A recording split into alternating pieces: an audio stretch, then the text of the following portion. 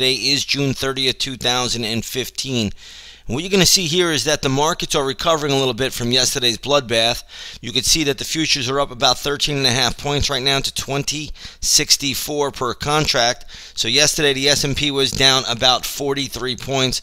So they are recovering a little bit here this morning, but nothing close to what they lost yesterday. So we'll see how this market plays out. We'll see if today is the typical pause day after a big decline, or does the market really find some stability and reverse higher? Now, there's lots of news out there. You could check it out for yourself on Greece. I'm not even going to get into any of that. But what I will say is, though, there's still opportunities in this market. And let's go over a few. The first one we're going to start off with is PNR. This is Pentair.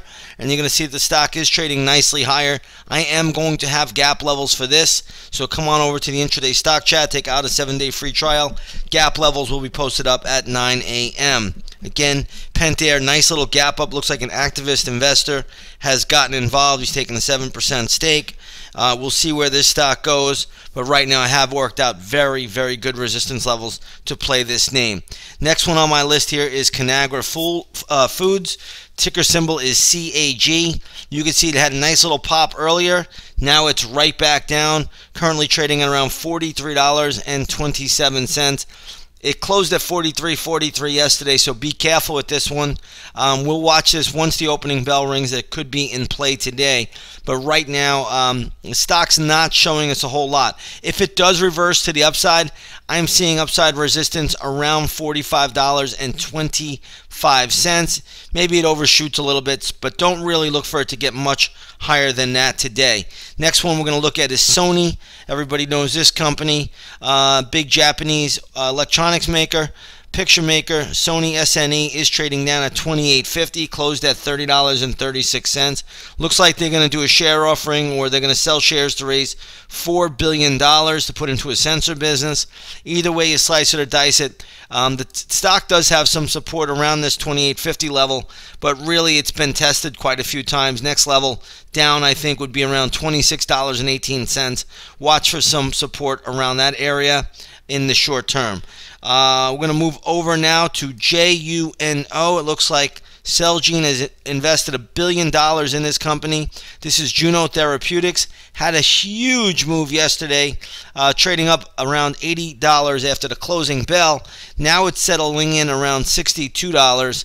This is kind of where I think it will settle in, around 64 bucks. So watch this stock pretty closely, but around 64 to 67, that's probably where this thing is going to settle in. I did a little bit of math on this, but nonetheless, good move up. If you own it, trail your stop loss. No real reason to get out.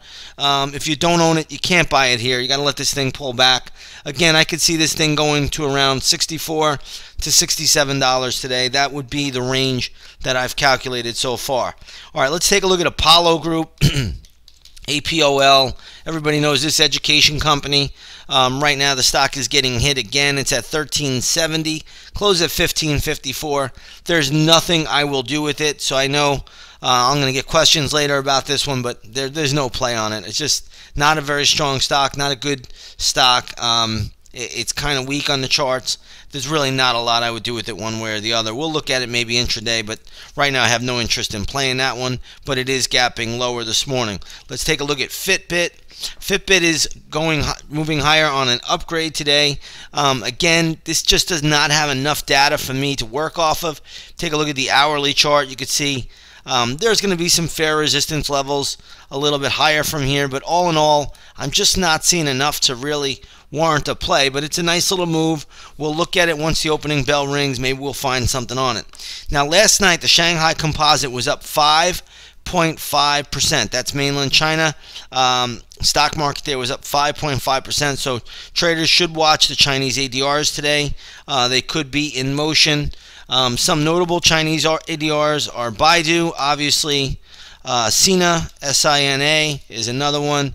And everybody knows Alibaba. So again, Chinese ADRs could benefit from the big move last night in the Shanghai Composite.